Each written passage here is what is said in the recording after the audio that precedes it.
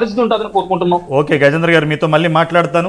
క్రాంతి కుమార్ గారు చెప్పండి, నిజంగా ఈ రోజున మీరు విద్యార్థి సంఘాలుగా అనేక తనిఖీలు చేస్తున్నారు. నేను ఒక విషయం అడగాలనుకుంటున్నాను మిమ్మల్ని ప్రైమ్ నైన్ వేదికగా.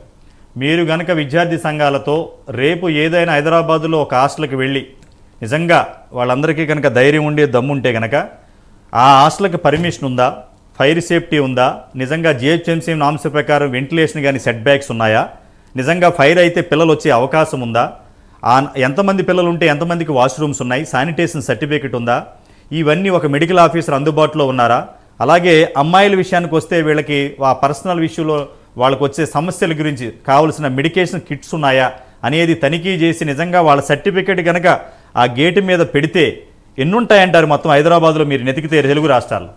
ఈరోజు నేను ప్రైమ్ నైన్ వేదికగా ఒక సవాల్ నిజంగానే విసురుతున్నాను. ఓకే, ఏంటంటే ఇవేవైతే కార్పొరేట్ కాలేజీల యొక్క హాస్టల్లో కోచింగ్ సెంటర్ల పేరు మీద నడిపించుకుంటున్నటువంటి ఈ అవినీతి దందా హాస్టల్ ఏవైతే ఉన్నాయో ప్రతి ఒక్కరికి సవాల్ వేస్తున్నా నేను. మీకు దమ్ముంటే ఈ కాలేజీకి ఇతను ప్రిన్సిపల్, ఇతని క్వాలిఫికేషన్ ఇది, మా కాలేజ్ యొక్క పర్మిషన్ కాపీ ఇది, ఈ బిల్డింగ్ పర్మిషన్ ఇది, జిహెచ్ఎంసి వాళ్ళు దీని బేసిస్ మీద పర్మిషన్ ఇచ్చిర్రు అని చెప్పేసి ఆ హాస్టల్స్ కంప్లీట్లీ ఆ డీటెయిల్స్ ఏవైతే ఉంటాయో ఈ హాస్టల్కి ఇన్ఛార్జ్ వీళ్ళు, ఏదైనా ప్రాబ్లం వస్తే వీళ్ళకి ఫోన్ చేయాలి అని ప్రాపర్గా గవర్నమెంట్ నుండి వచ్చిన పర్మిషను, ఫైర్ సేఫ్టీ పర్మిషను, ఇంకా ఏవైనా సేఫ్టీ స్టాండర్డ్స్కి సంబంధించినటువంటి పర్మిషన్స్ ఏమైనా ఉంటే మీకు దమ్ముంటే మీ గేట్ల మీద పెట్టండి.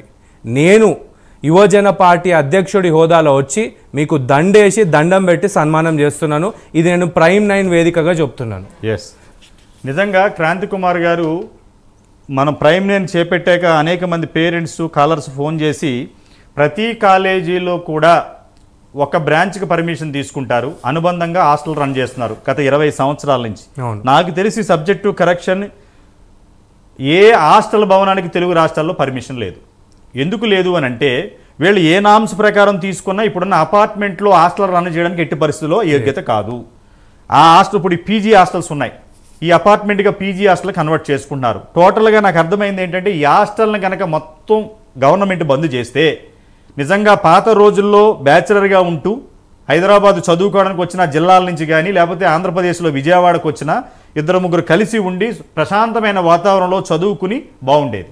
ఈ రోజున ఈ హాస్టల్స్ పెట్టాక మానవతా విలువలు కోల్పోయారు, డ్రగ్స్కి అలవాటు పడ్డారు, పేరెంట్స్కు దూరం అయ్యారు. ఒక మానసిక ఒత్తిడిలో ఒక కోళ్లు ఫారాల్లో ఎలాగైతే పెంచుతామో ఈ హాస్టల్లో పడేసి పేరెంట్స్ చాలా పెద్ద తప్పు చేస్తున్నారు. సమాజంలో 15 నుంచి 17 సంవత్సరాల వయసులో ఉన్న పిల్లల్ని వాళ్ళ జీవితాన్ని నాశనం చేస్తున్నారంటే మొదటి ముద్దాయి పేరెంట్సే. ఏమంటారు మీరు? ఖచ్చితంగా. అండ్ మీరు ఇందాక అన్న ఒక పాయింట్లో అవి హాస్టల్ బిల్డింగ్స్ అర్థం అవ్వట్లేదు, కాలేజీలో అర్థం అవ్వట్లేదు, కోచింగ్ సెంటర్లో అర్థం అవ్వట్లేదు. గ్రౌండ్ ఫ్లోర్లో భోజనం పెడతారు, ఫస్ట్ ఫ్లోర్లో ఆఫీస్ ఉంటుంది, సెకండ్ ఫ్లోర్లో క్లాసెస్ జరుగుతాయి, థర్డ్ ఫ్లోర్లో క్లాసెస్ జరుగుతాయి, 4th, 5th ఫ్లోర్లలో వాళ్ళు ఉంటారు. ఈ రకంగా గవర్నమెంట్ అయితే పర్మిషన్ ఇవ్వదు. క్లియర్లీ నేను ఆర్టీఐ ద్వారా గవర్నమెంట్ను క్వశ్చన్ అడిగిన, అసలు ఇది మేము ఆల్మోస్ట్ ఒక 1 year అవుతుంది, 1 year బ్యాక్ వేసినాము. దానికి ఇచ్చిన రిప్లై ఏంటంటే అసలు ఈ వీళ్ళకి పర్మిషన్ ఇచ్చేది ఎవరు? ఈ హాస్టల్ అడిగారు, ఏం పర్మిషన్ ఇచ్చారు చెప్పండి, తెలియాలి కదా. సింపుల్ ఒకటే అడిగినాము, చెప్పండి. ఈ బిల్డింగ్స్ అన్నిటికీ, హాస్టల్స్ కానీ కాలేజెస్ కానీ వీటన్నిటికీ పర్మిషన్స్ ఎవరు ఇస్తారు, ఏ అథారిటీ ఇస్తుంది? బోర్డ్ ఆఫ్ ఇంటర్మీడియట్ లో వాళ్ళ డీటెయిల్స్ మాకు ప్రొవైడ్ చేయండి. College permission or else residential hostel, దేనికోసం?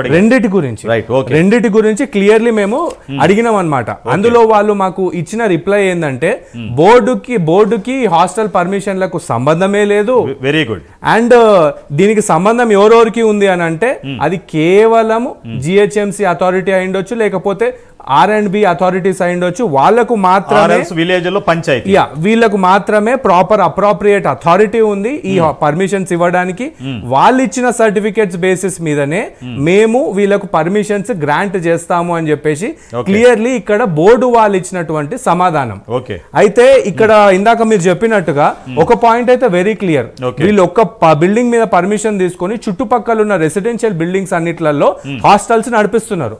ఇప్పుడు అక్కడ ఉండే రెసిడెన్షియల్ బిల్డింగ్స్ లో ఉండేటువంటి నార్మల్ పబ్లిక్ ఎంత సఫర్ అవుతారు తెలుసా? 100%. ఉదాహరణకు ఇప్పుడు మనం డిడి కాలనీ ఒక ఎగ్జాంపుల్ తీసుకుందాం. ఉస్మానియా యూనివర్సిటీ పక్కన. యా, అక్కడ మన ఎంపీవి హనుమంతరావు గారి ఇంటి ముందు ఒక కాలేజ్ ఉంది.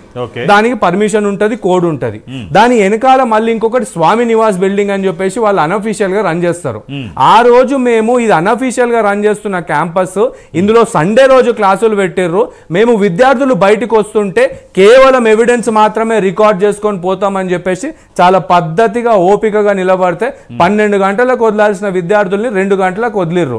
అప్పటి వరకు మేము జిద్దుతో అక్కడనే 3 గంటల సేపు నిలబడి వాళ్ళ ఎవిడెన్స్ అంతా తీసుకొని బోర్డ్ ఆఫ్ ఇంటర్మీడియట్ కి ఇక్కడ ఇల్లీగల్ గా క్యాంపస్ రన్ చేస్తున్నారు, సండే రోజు కూడా రన్ అవుతుంది, స్టూడెంట్స్ కంప్లైంట్ ఇస్తున్నారు అని చెప్పేసి నోటీస్ లోకి తీసుకెళ్ళాం.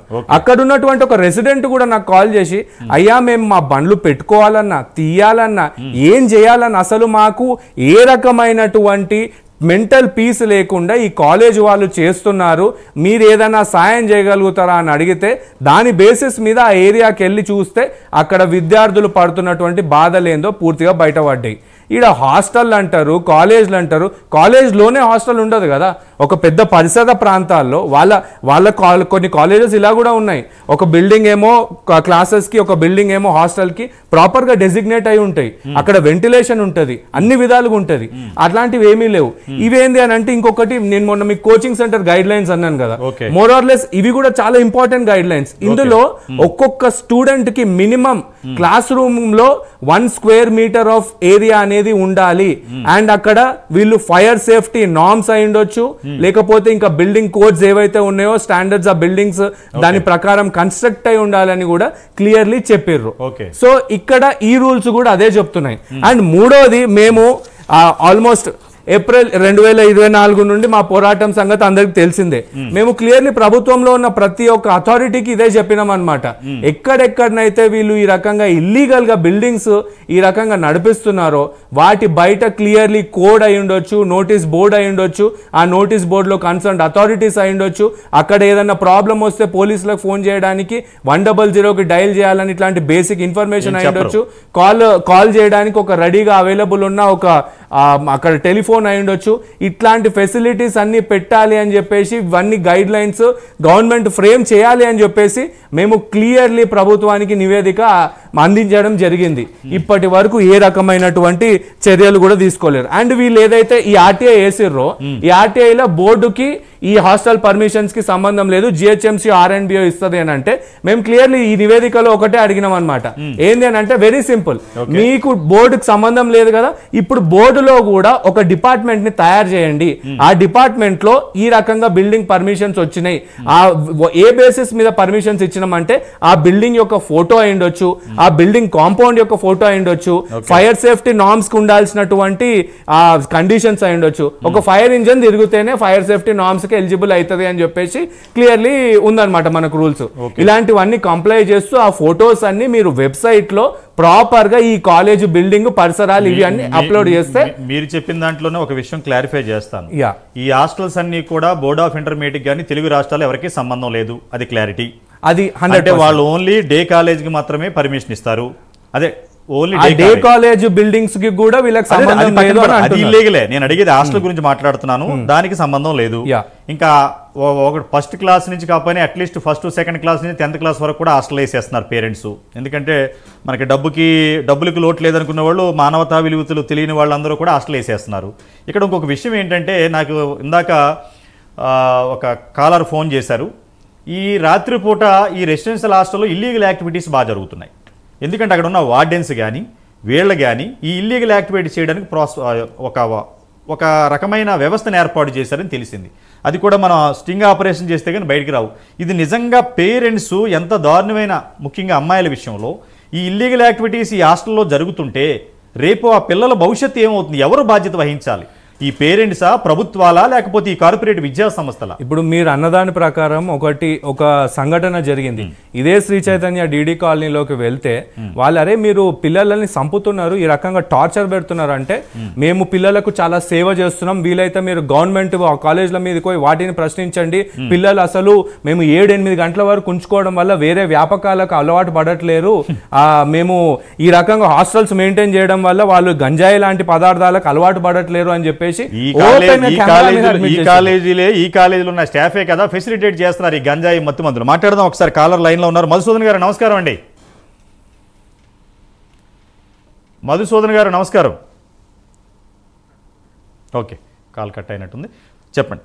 వీళ్ళు ఫెసిలిటేట్ చేయటం కాదు, అంటే ఇక్కడ ఒక ఇంపార్టెంట్ పాయింట్ ఏంది అని అంటే, ఇప్పుడు ఒక కాలేజ్ కి ప్రిన్సిపల్ అనే వ్యక్తి ఒక సబ్జెక్ట్ టీచ్ చేసే కెపాసిటీ ఉన్న వ్యక్తి ప్రిన్సిపల్ గా ఉంటే బాగుంటది. అతను సబ్జెక్ట్ టీచ్ చేయగలుగుతాడు, స్టూడెంట్స్ బాధలు అర్థం చేసుకోగలుగుతాడు, అర్థమవుతుందా లేదా అనలైజ్ కూడా చేయగలుగుతాడు. Principal board of intermediate roles మీద ఒకరు ఉంటారు, అక్కడ పోతే ఎవరెవరో ఉంటారు. సో ఈ హాస్టల్స్ లో కూడా ఒక నిమిషం ఆ కాలర్ తో మాట్లాడదాం. మధుసూదన్ గారు నమస్కారం అండి. నమస్కారం అండి.